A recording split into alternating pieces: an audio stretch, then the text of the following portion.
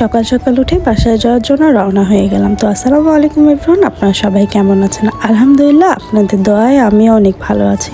এখন বাজে ভোর 5টা আর এখন দেখতে পাচ্ছেন পুরো রাস্তাটাই ফাঁকা।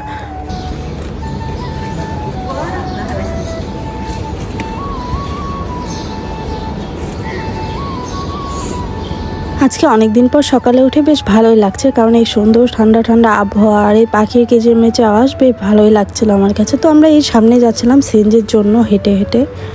2000 years later.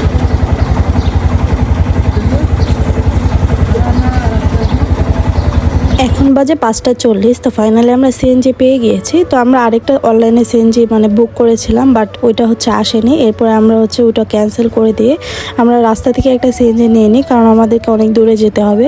তো আমি ভেবেছিলাম যে অনেক লেট হয়ে যাবে, বাট আমরা অনেক তাড়াতাড়ি পৌঁছে যাই। যেখানে 1 ঘন্টা লাগার কথা মাত্র 25 মিনিটে পৌঁছে যাই। A few moments later. Finally আমরা পৌঁছে গিয়েছি আবদুল্লাপুরে, কারণ আমরা আর কোথাও টিকিট পাচ্ছিলাম না। শেষমেশ আবদুল্লাপুর থেকে আমরা টিকিট পেয়েছি, হানিফ কাউন্টারের। তো হানিফ বাসে যেতে আমার বেশ ভালো লাগে, কারণ হানিফ বাস অনেক একটা ভালো বাস আমার কাছে মনে হয়, কারণ আমি যত বাসে উঠতে পারি না।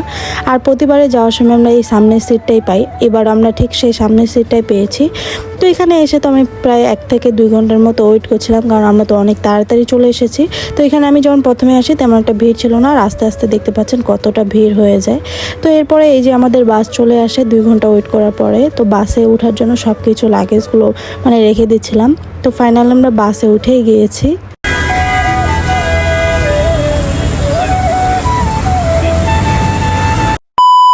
আর এবার যে বাসে উঠেছি আর বাসে করে যে যাচ্ছিলাম, আমার মনে হয়নি যে আমি বাসে যাচ্ছি, মনে হচ্ছে যে আমি পিকনিক করতে যাচ্ছি। কারণ আমাদের বাস ড্রাইভার এমনভাবে গান বাজাচ্ছিল যে আমি পরে আর ভিডিওটা র ভিডিও করতে পারিনি, এখন শেষমেশ ভয়েস দিচ্ছি।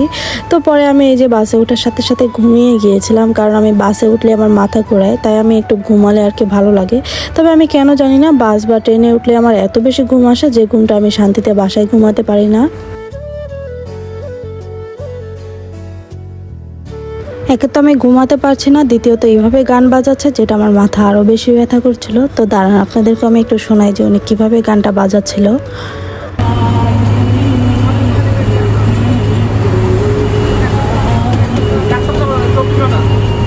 শুনলেন তো কিভাবে গান বাজাচ্ছে। তো যাই হোক, এরপরে এত বেশি রোদ আসছিল যে আমি ঘুমাতে পারছিলাম না, তাই সুন্দর করে মাথায় কাপড় দিয়ে ঘুমাচ্ছিলাম।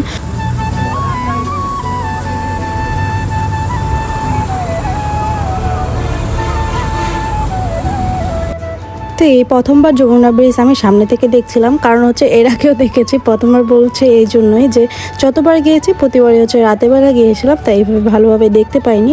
তবে এবার দিনের বেলা যাওয়ার কারণে এবার আমি পুরোটা সুন্দরভাবে দেখতে পেয়েছিলাম, তাই আমার কাছে বেশ ভালোই লাগছিল। তো আপনাদেরকেও একটু করে ভিডিও করে দেখাচ্ছি, তো আপনারাও দেখেন।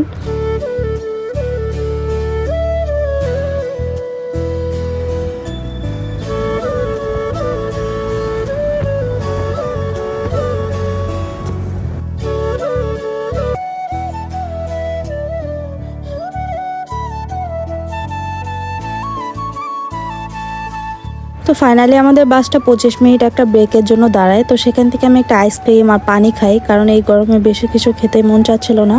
আর বাসে উঠলে এমনি আমি কিছু খাই না।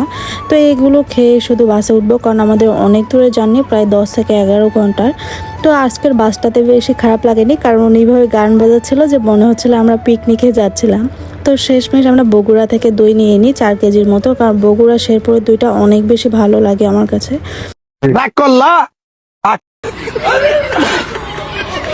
কি এমন একটা ট্রেনিং বেরোইছে, শুধু রাগ করলা আমার বাসের চারপাশে শুধু এটাই শুনতে পাচ্ছিলাম, আর সবাই এই ভিডিওটাই দেখছিল। Later. 6 hours later. তো ফাইনালি আমি আমার প্রাণের শহর ঠাকুরগাঁয়ে চলে এসেছি। তো এখানে বাস স্ট্যান্ডে আমাদের বাসটা অনেকক্ষণ দাঁড়িয়েছিল। তো আমি এত বেশি টায়ার্ড হয়ে গিয়েছিলাম, আমার ফেসটা দেখলেই বুঝতে পারবেন আপনারা। কিন্তু মনে মনে অনেক বেশি খুশিও হচ্ছিলাম যে অনেক তাড়াতাড়ি চলে এসেছি বাসার কাছাকাছি। তবে আমার বাসা ঠাকুরগাঁও হলেও আমি এখানে নামতে পারিনি, আমাকে একবারই নামতে হবে পঞ্চগড়ে। তো এরপরে আর বেশি ভিডিও করিনি, বেশি একটা ভিডিও করে আজকে আপনাদেরকে দেখাতে পারিনি। তবে একটু একটু করে ক্লিপ নিয়ে আমি চেষ্টা করেছি আপনাদেরকে পুরো ভিডিওটা শেয়ার করার। 2 hours later. পঞ্চগড়ে আমরা চলে এসেছি, আর আজকের ভিডিওটা আমি এখানেই শেষ করছি। কে কোথা থেকে ভিডিওটা দেখছেন অবশ্যই কমেন্টে জানাবেন, আর ভিডিওটা কেমন লেগেছে সেটাও জানাতে ভুলবেন না। আর সবাইকে জানাই অগ্রিম ঈদ মুবারক। আল্লাহ হাফেজ সবাইকে, সবাই ভালো থাকবেন।